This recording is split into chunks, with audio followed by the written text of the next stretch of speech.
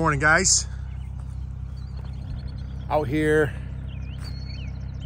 got to drain some water. So if you remember, I was pushing up this huge pile of topsoil here, and I'm not a super good dozer operator, but what I was able to accomplish is this big pile of dirt. Now the fine grading, the finished grading, this used to be all nice and flat here, or actually big piles of dirt here. Before we put the dirt here, it was just a regular field. So I'm trying to get it back to that. And when I was running the dozer, I just, there was a couple spots, well, like they sunk a little bit. And just trying to get the water drained out. And then hopefully this summer, when I screen topsoil, I'll get a dozer in again, hopefully a professional operator, and we can get this nice and level. So that's the goal. Just kind of draining some of this water out. Got a little mini excavator. It's a New Holland, so I'm not sure if I know how to run a New Holland, but no, they're all good. But anyway, just kind of draining this out, and then also around the back, draining that into that puddle, and then draining this out. I'm just gonna leave these ditches open for the summer just so everything drains.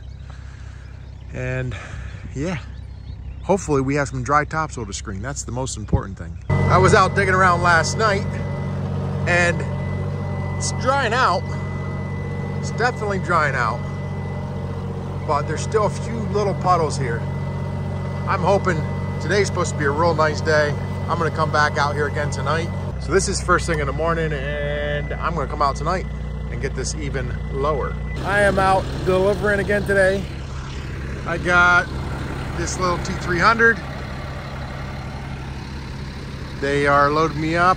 I got one scoop of this gravel in the back, and then a load of white marble in the front. And it looks like we gotta do a little shoveling here. Struggling to get a yard of gravel. The bin is almost empty. This is why I'm the driver, not the loader operator. Just to prove that I do work sometimes.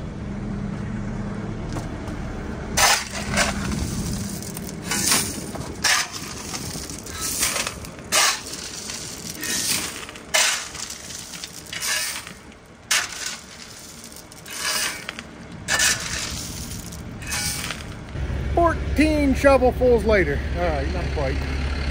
Bucket's full. Tell you what, a loader is pretty handy.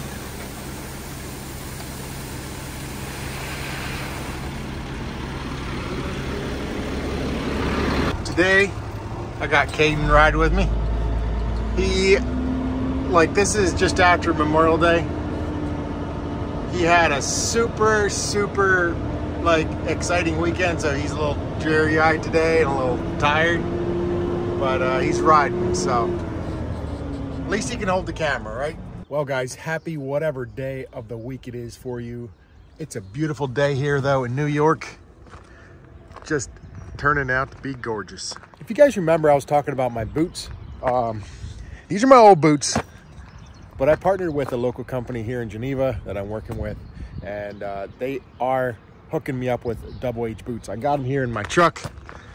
Don't mind the truck, guys. This is a rental because of the deer hit. But here's my boots. Brand new pair of double H boots. These are not some boots that somebody sent me just to review. These are boots that I've been wearing for the last 20 years.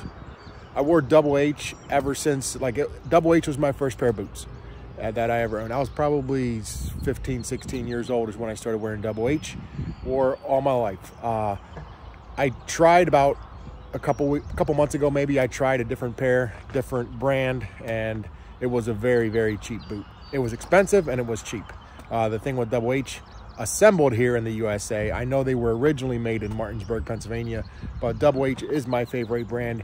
If you guys want a solid pair of boots, check them out. I'll put a link in the description for super casuals. You can buy online, they'll ship right to you, and just enter the code Justin to save 10 bucks on a pair of boots. They also have other shoes, Carolina's shoes and boots, a lot of different manufacturers. You can also save there, and I'll put the link in the description below as well for all those. But brand new pair of double H, getting ready to break them in today. Usually what I do is with my new pair of boots is I'll wear them for like half a day, just because they can get your feet pretty sore for the first couple weeks. So I kind of break them in, get them loose, then I start to wear them, you know, all day long. And now that I got my new pair of boots on, look at those good looking things. Anyway, I know it's been a while since I showed you guys the shop. Let's go check out what's going on. Actually, I probably won't show you a lot in the shop, but I got some things to update you on with some of the trucks. One of the trucks being right here. So this is that new glider, or I say new to us glider. This is the last Kenworth glider that I purchased. I got it, it was this past spring, came out of Texas. It's a really nice, clean truck. Well, it's been running the last couple of days and actually got involved in an accident. So here is where it happened. A car pulled out in front of them. Here you can see it didn't do a ton of damage, but it pushed the bumper back, and then also inside the hood, it also bent. I'll see if I can flip the hood here and show you guys. I just don't know if this bike is too close. I think this is a two-handed hood.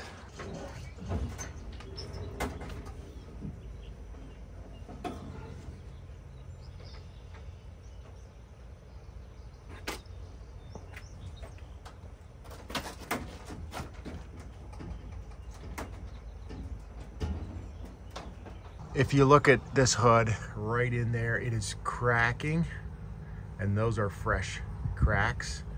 And then on this side, you can see the black, kind of a shiny black. It is, again, fresh cracks. So we'll see what happens. But I think this hood is probably gonna have to get replaced. I don't know if that can be put back in there. So one of those things, I'm just glad that it wasn't any worse. It could have been a lot worse, but thankfully it was all good. Nobody got injured, no ambulances were called, and the other driver received a ticket. That's the most important part. As far as the rest of this truck, we put pipes on it, we put a different tank on it. Actually, no, we didn't put a tank on this one. But they got the wet line all set up, put a couple extra things on for the driver, but it's been, so far it's been running pretty decent. We had to take the half fenders off, had one of them breaking. Basically what happened, the fenders that were on here, there was too much of a gap with our walk-in floor trailers because those don't have raised fifth wheels. And what happened is it came down and hit that, pushed into the wheel. So sometimes when we get into a tight spot, they're kind of, the way they're backing in on that angle, it will hit the fender. So you got to have just the right amount of gap in between. Still working on the Peterbilt over there. I got to find Trevor because I got to run him up for a truck. Got to tighten in. Got this T800. I think this one is a service. And that one's a service.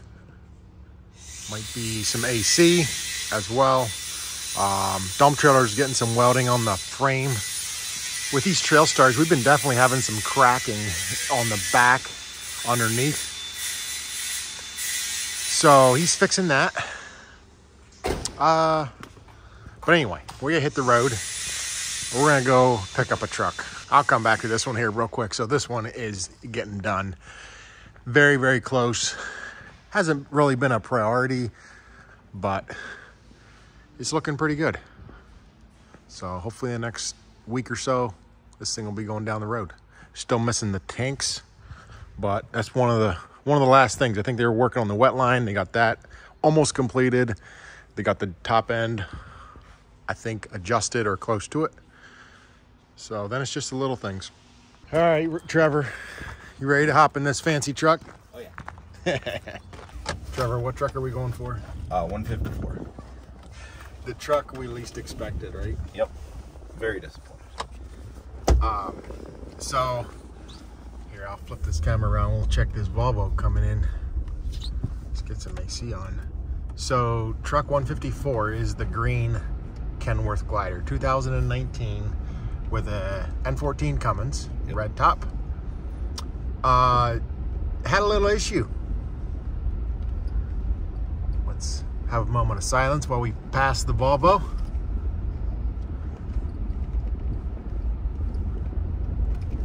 All right, what happened to the Cummins, Trevor? Well, it started to knock about a week ago. The driver brought it back in. We took it up to Gleason's, and it was knocking pretty good at that point. Gleason called and said that it looked like the bushing in the #1 wrist pin was coming apart.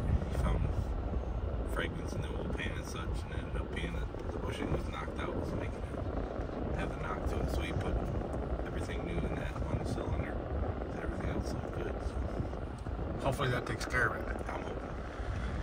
And then we had another truck up there. Truck 143 is a 99 Kenworth with a cat engine, and that one is up there for heat. It overheated, and that one's gonna need a new head. Blew a heater line. Blew a heater line, and now to replace a head, which isn't the cheapest thing, but it's cheaper than some parts.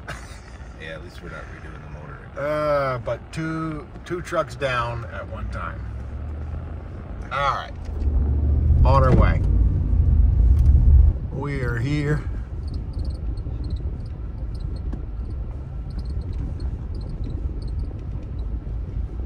Here it is. Oh, there it is.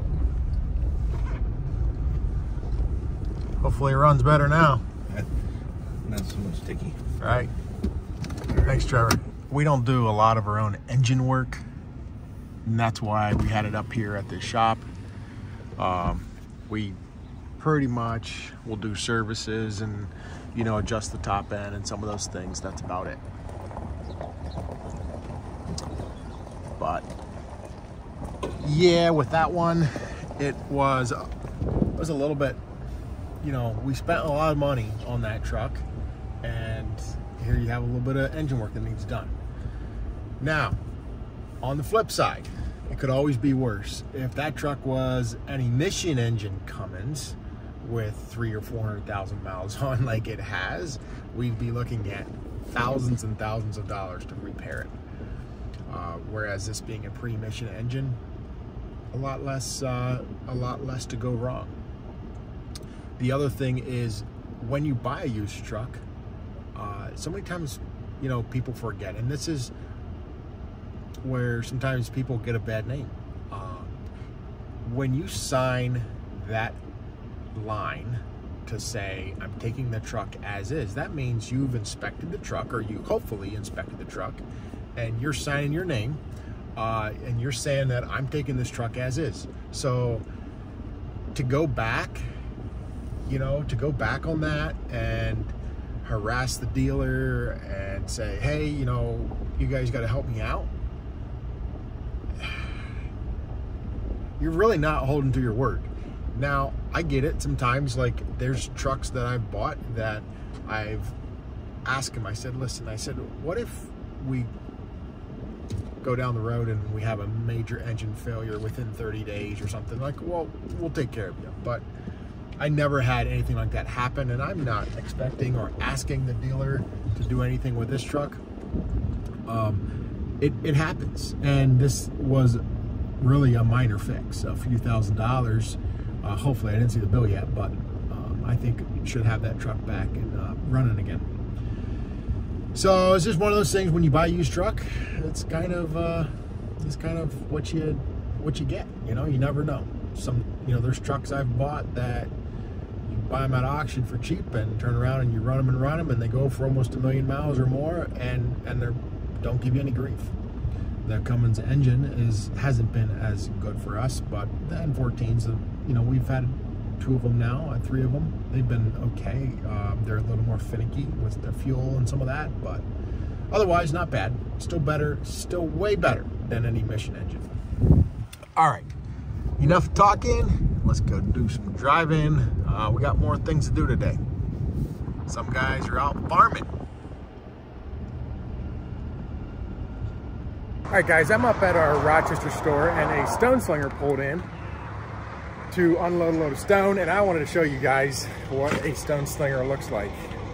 I was just up here picking up some equipment, strapping down. I want to watch him unload. So I gotta stay on the right side because of dust, but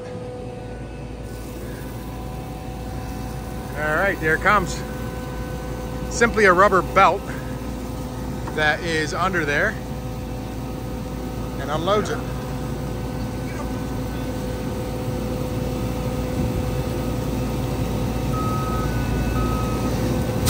You can drive the truck with that?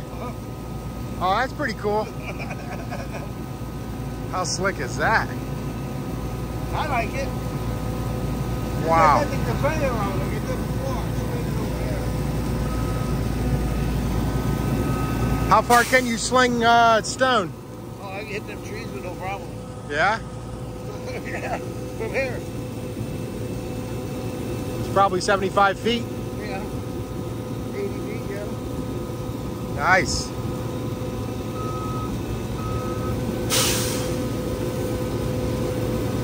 Well, the other trucks are busy. I was out with it, so they said, start delivering stone.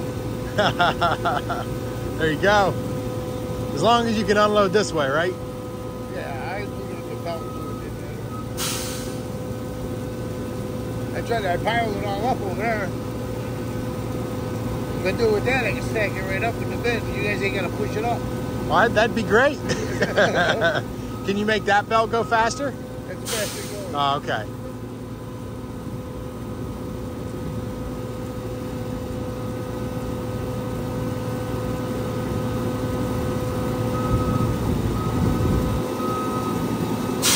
You want to get away out there, you know? Yeah.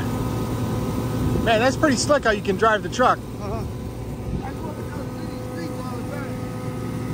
I've got city streets driving. Man, how slick is that? We need that feature when we're unloading with our walking floors.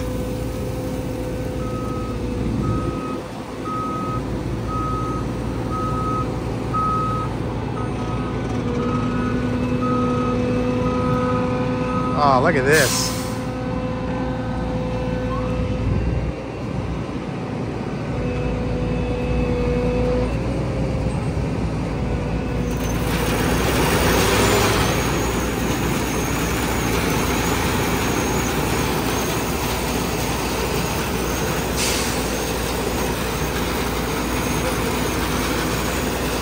This way we don't even have to push the bins up. That's pretty slick.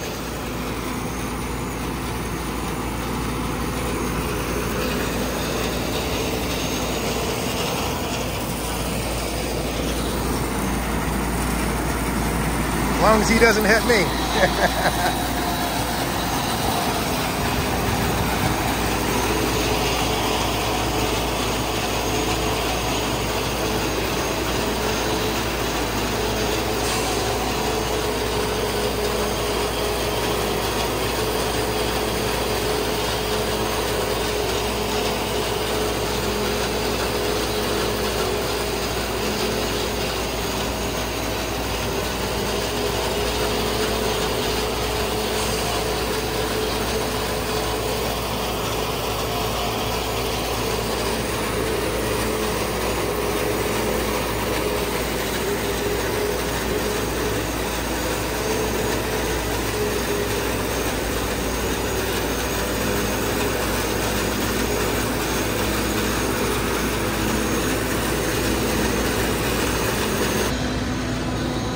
See that rubber belt?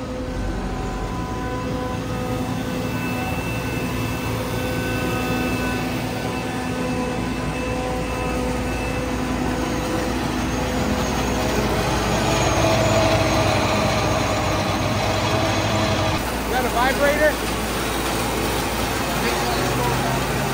Yep.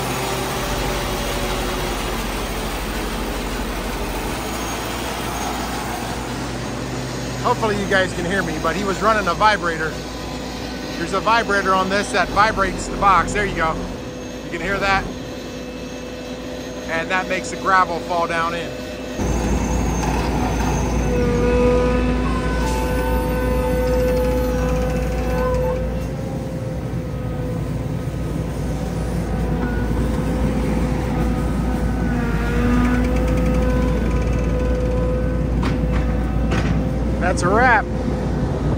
How slick is that? That is pretty cool. That's where an automatic comes in handy. You never know what you get to see in a day, so this is all good. Time for me to get my load back to Geneva. Well, we had a camp, we call it campfire night. Kind of have friends and family and whoever else out at our Rochester location and our Geneva location.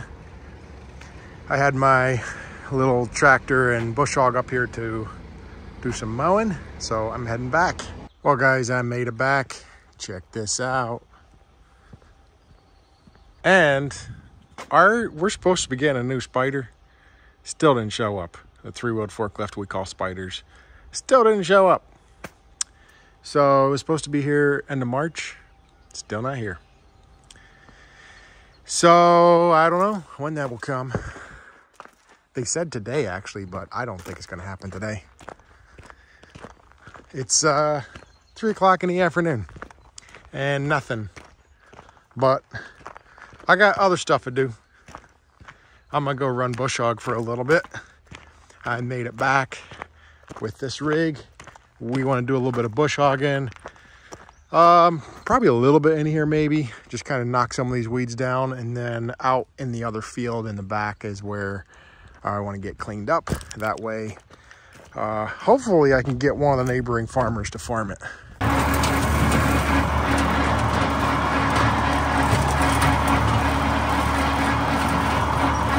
right, guys.